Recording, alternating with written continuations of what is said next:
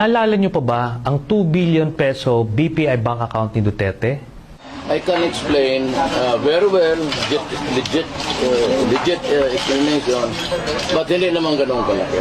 Kasi walang account na 200, a little lesser than 200 million. Nung kampanya ng 2016, nagkaroon po ako ng mga dokumento nang galing po sa isang government institution na nag-iimbestiga ng mga accounts na kaduda-duda. Dito sa dokumentong ito, nakita namin na simula 2006 hanggang 2015, ang total deposits na pumasok dun sa accounts na nakapangalan mismo kay Duterte ay lumalagpas ng 2 billion pesos. At hindi lang yan, may mga iba't ibang mga transaksyon doon na talagang kamangha-mangha. Galing sa isang kandidato di umano na ay nagpepresenta sa publiko noong panahon na yun na mahirap daw. At anak daw siya ng isang maestro, kaya siya ay kaisa ng mga masang Pilipino. Anak lang rin ako ng mahirap. Migrants lang po kami sa Mindanao, sa Davao. Sa impormasyon na ating nakuha, merong 24 bank accounts na nakapangalan kay Duterte. The earliest flag transaction is dated September 18, 2006. The highest flag transaction amounts to more than 55 million pesos. Deposits amounting to at least 50 million pesos were made 13 times every 6 months. Deposits between 40 million to 50 million pesos were made 21 times every 6 months. On April 2014, 4 of his accounts purchased life with investment insurance worth 20 million each for a total of 80 million pesos. The highest total amount of transactions in a single day was recorded on March 9, 2011. It amounted to around 200 million pesos. Meron din nakita ng mga individual accounts ng mga pamilya niya na may mga daang milyon din ang laman. Kung mapapansin nyo, walang malinaw na sagot si Duterte pagdating sa issue ng kanyang bank accounts na magpapakita na meron siyang mahigit na 2 bilyong piso bago pa siya naging presidente ng Pilipinas.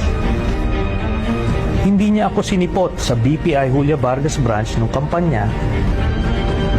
At instead, ang pinadala lamang niya ay ang kanyang spokesman na si Salvador Panelo.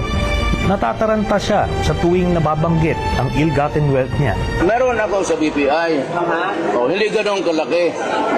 1,000 lang. Magkano po? 1,000 lang. 1,000 lang. Hindi 211 million. Isa 17, masasabi ko sa account.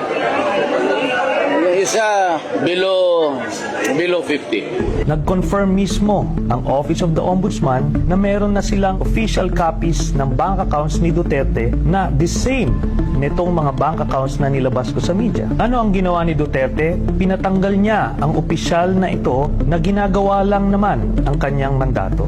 Akala ko ba gusto niya ng malinis na gobyerno? Ayaw ba niya magpaimbestiga? Ayaw pa niya ipakita ang statement of assets, liabilities, and net worth niya? Ano ba ang kinakatakutan niya?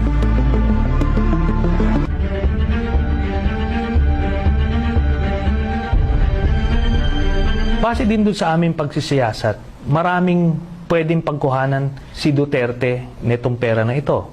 Ang isa sa nakita namin na dokumentado ay yung tinatawag na Peace and Order Funds ng Davao City. Meron silang 700 million plus na allocation sa Davao City na para daw sa Peace and Order Funds. Base din dun sa ating pag-a-analyze ng mga dokumentong yon, karamihan ng mga pumasok dun sa account ni Duterte ay galing kay Mr. Sammy Uy. Paano namin nalaman ito? Dahil doon din sa dokumentong yon ay meron din siyang binibigay na mahigit 10 milyon para kina Hanilet Abansenya, yung common law wife ni Duterte, at dun sa 3 anak niya na sila Paulo Duterte, Sara Duterte, at Baste Duterte. So 40 million pesos ito na ini-encash na cheque kada 6 na buwan. At doon sa dokumento, for 2 years ginawa ito. ito. Kaya itong na-trace namin na yung mga perang pumapasok kay Duterte ay galing din mismo kay Sammy Uy. Kasi parehas na araw ng pag-deposit dun sa 4 na kapamilya niya. Kaya ngayon, tatanungin natin, sino ba ito si Mr. Sammy Uy? Base sa mga dokumento rin na nireport ni Mr. Duterte noong 2016 sa COMELEC, si Sammy Uy ay nag-contribute sa kanya ng 30 million according to sa COMELEC documents. At siya rin ang registered partner ni Mr. Duterte dun sa kanilang Honda dealership. Aside dun sa kanyang Honda dealership, meron din daw itong iba't ibang mga negosyo like import and export. Pero ang tanong, anong klaseng negosyo ang pwedeng magbigay ng 80 to 90 million pesos every 6 months para lang dun sa mga kapartner niya? So yan ang pag-isipan niyo po. Yan.